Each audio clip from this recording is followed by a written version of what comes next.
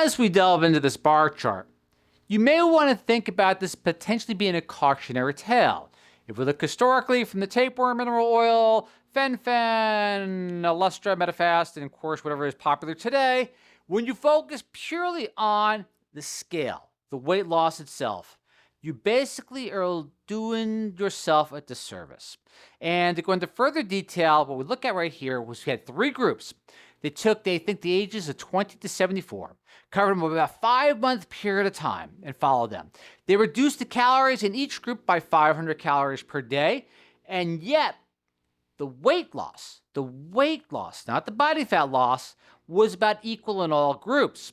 But however, though, as we look under the cover, or I should say the skin, look at the muscle mass loss in the diet alone. Aerobics? Yeah, a little bit, because probably lack of some resistance training. And the resistance training group, those are your three groups. Diet alone, aerobic, resistance training, they lost the same amount of fat, but it messed with their heads because they actually replaced part of that fat with muscle. So as we look at that executive summary, let's delve right into the study itself real fast. Here we go. As we turn the page, strength training delivers the best and healthiest dieting result for both sexes. A new study will proceed forward. Basically shows a clear conclusion: strength resistance training is the most effective tool for achieving high quality weight loss, reducing body fat while preserving and even increasing muscle mass. While total weight loss was similar across all groups, a significant difference was found in the composition of that weight loss. Participants who formed strength training lost more fat than those in the other groups, and at the same time were the only ones who succeeded in preserving and increasing their muscle mass. Important. Again, there are a lot of medical assistance tools which are out there. People are taking medicinally. You gotta focus. To be truly successful, that muscle mass must be preserved and, if possible, increased. Let's look real fast at a little bit more technical as far as the coefficients. And again, we break this in two parts. Layman first. After the midpoint, we go into the technical aspect, study analysis, and so on and so forth. So here we go, the energy coefficients. For every pound lost, see, this is how we'll explain it. For every pound lost, when they got on that scale, when they stepped on that scale, for every pound down, let's say you go 177 to 176, 1.1 pounds of that was fat. Now people go, well, it should be 1.1 pound less. No, they added muscle, which again gave them the same outcome as far as the weight on the scale, but the fat loss was greater. They just added a little extra muscle, which of course created the illusion that it was about the same. And again, it is about that muscle, which is real important. So you really want to try to veer away from the scale unless you have one that basically measures, composition and density. But there you have your energy coefficients.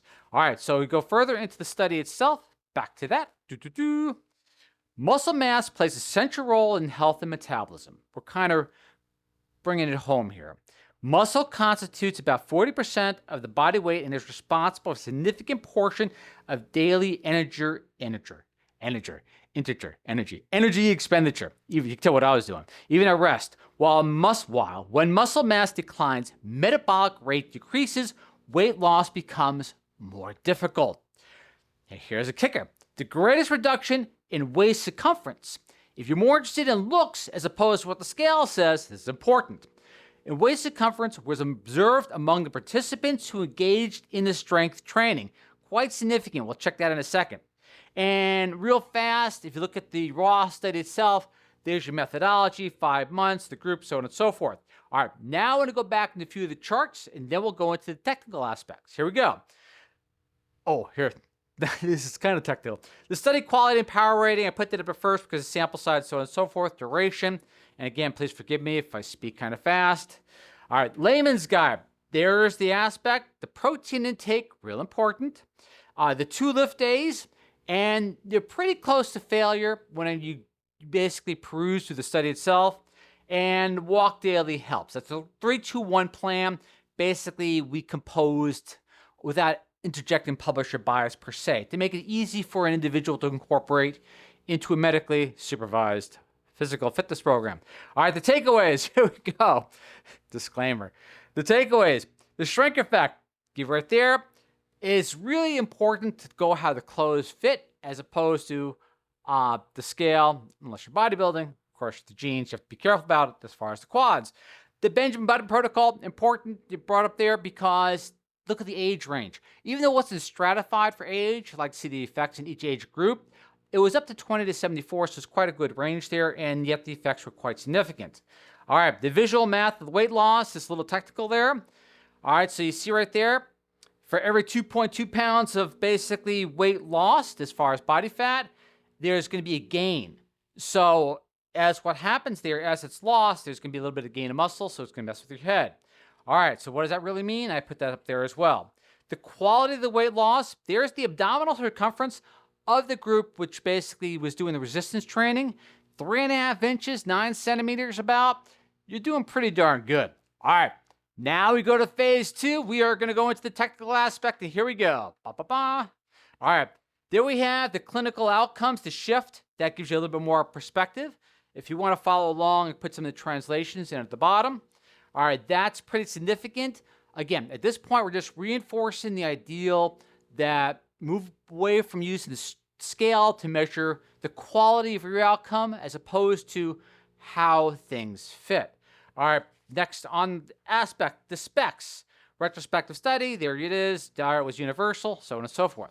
All right, the anomaly gives you a little bit more of a breakdown as far as the loss in muscle mass and the resistance training gain in regard to each group per se.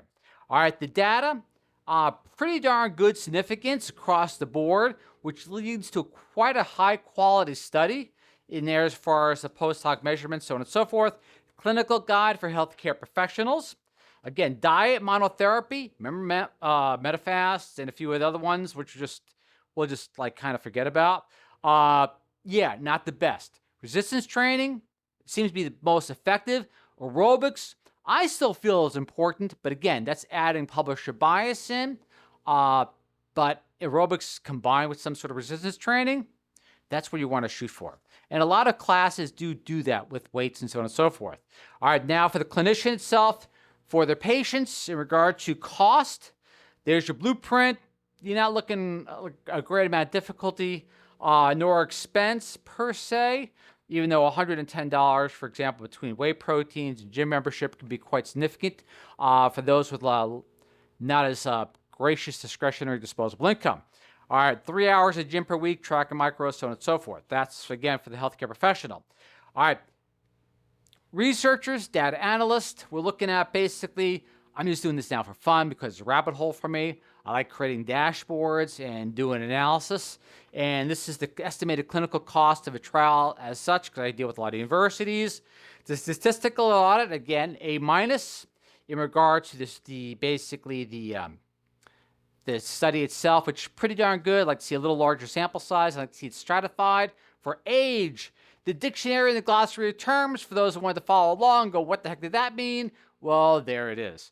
All right, again, incredible reinforcement of the ideal that resistance training is probably at this point in time, science-wise, looks like the best path to go. I don't like speaking in absolutes, but it looks pretty darn promising. So for those in this age of medically induced weight loss, this really can help guide you and possibly your healthcare professional in making the proper judgment calls on how to achieve your goals. Again, gratitude to the research from Tel Aviv there. It is appreciated. That really clears it up quite well. Dieting alone, yeah. All right. So there they expose that and show you that. I am humble you watch. I look forward to see what you and I both discover next week. I'm going to start adding that clinical cost thing at the end because to me it's kind of fun and it gives you an idea of how much good quality research costs. And that's important. Again, gratitude, thank you, and we'll see what you and I both discover next week. Catch you then. Bye.